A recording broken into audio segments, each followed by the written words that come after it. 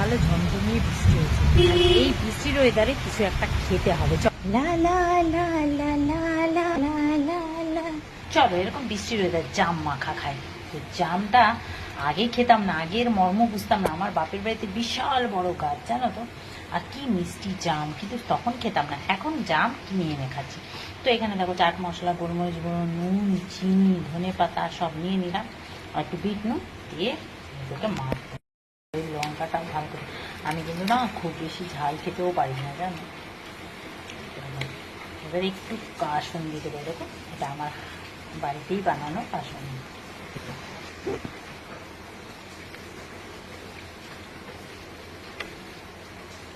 চলো হয়ে গেছে মাখা, এইবারে খেতে হবে।